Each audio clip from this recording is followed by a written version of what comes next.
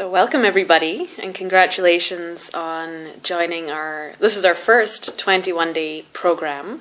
And this is actually the first cycle where we're using these videos so that you can really integrate some of the knowledge of Ayurveda, and we can also utilize the time that we have face-to-face in our meetings for you guys to ask your questions so that we can interact and we can talk and be really present. And then if you have questions afterwards about Ayurveda, you can look in the manual. You can, of course, ask me, but these videos hopefully will be a great referral point for you. So one of the concepts that we'll be talking about a lot is this idea of detoxifying. It's a really popular term in the West, and I think there's a lot of confusion about it. I see a lot of workshops advertising like detoxing your liver, this type of thing. Now, your liver is an organ of detox, so it's not really your liver that we want to detox. What we really want to do with these programs is to allow your liver the time and the space to detox your body. So we know that there's toxins in our environment, there are pollutants in our food, unfortunately. We also receive toxins from our stress, from our emotions, and these, from an Ayurvedic standpoint, get lodged into our tissues, and I feel like the Western concept also embraces this idea. And your liver is one of the main organs that has a job to do of cleaning out those toxins. And now if we're overloading the liver with food that is full of toxins, say it's hard to digest, say it's processed food, fast food, of course, junk food, you're drinking lots of alcohol or having late nights or you have a very stressful job, then your liver is sort of just trying to maintain the status quo. If we can engage in a process like this where we're really cleaning up our diet, we are really honoring and valuing the art of going to bed by 10 or 10:30, then we allow the liver to engage in its natural healing process. In fact, one of the biggest things we can do is go to bed by 10 if we want the body to detoxify. So think of this program as enabling or aiding your body's natural processes. So there's a term in Ayurveda called ama, and ama is probably the closest term that we have for toxins. So the idea in Ayurveda is that all health, and therefore all disease, stems from the digestion. The word for digestion is Agni.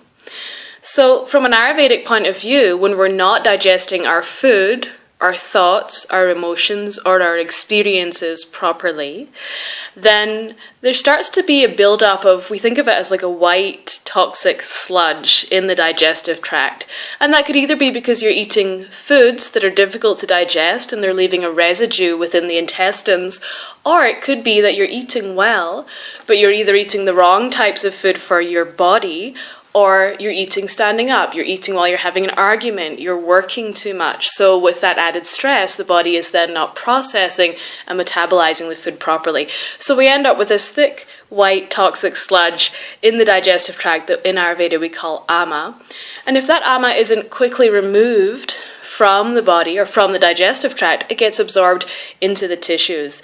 Now, some signs that you have accumulated ama in your tissues would include a thick white coating on your tongue, one that doesn't scrape off in the morning with your tongue cleaner.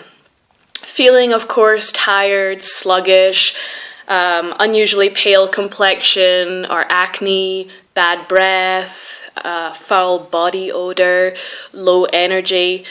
All of these are signs that ama is present in your system. And one of the big things that I want to say is that this is quite common in our society. And I don't say any of this to make you feel like bad or dirty. It's just really helpful for us to start to pay attention to the signs and recognize that if you've been suffering from some of these symptoms, you don't have to. Right? We have the answer. So these are some of the signs that there's an accumulation of ama in the system. And if we're able to notice those signs quickly from an Ayurvedic standpoint and then perform cleansing procedures like we're doing on this program, then that's kind of the end of the journey. And we go back to feeling vibrant, sleeping well, having good energy, being without the foul body odor, the bad breath. Now, if it's not addressed and this ama continues to accumulate, then we would say that disease really begins. And that could be anything from lethargy, and then it could be cold, allergies, into real full-blown illnesses that we might go to a Western doctor for. And we don't want you to get to that place.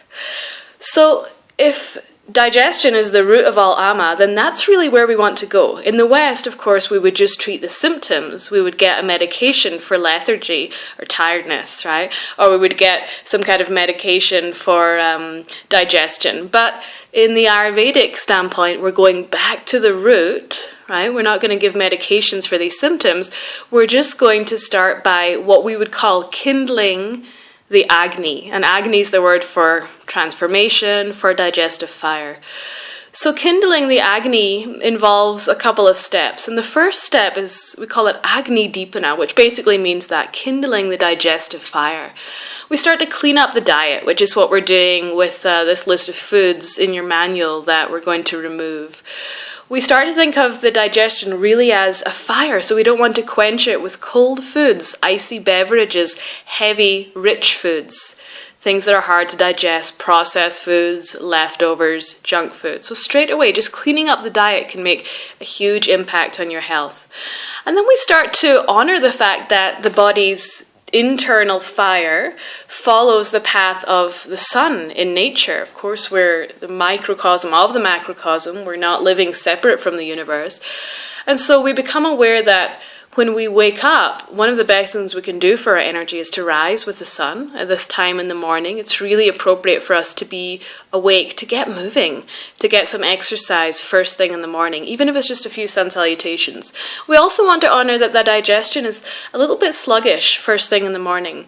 So we don't want to eat a big heavy breakfast of meat and eggs, right? The very traditional American breakfast. We actually want to eat according to our hunger. And if you don't feel hungry in the morning, you eat very lightly. Just some stewed fruit can be more than enough to get us going. And then, of course, when the sun is highest in the sky in the middle of the day is really the best time to take your main meal of the day. So a lot of times in the West, lunch is sort of a grab-and-go situation, a quick sandwich or a soup. And if you experience extreme tiredness in the afternoon, then most likely you're not eating enough at lunch. So between the hours of 10 a.m. and 2 p.m. is really the best time to eat a big meal.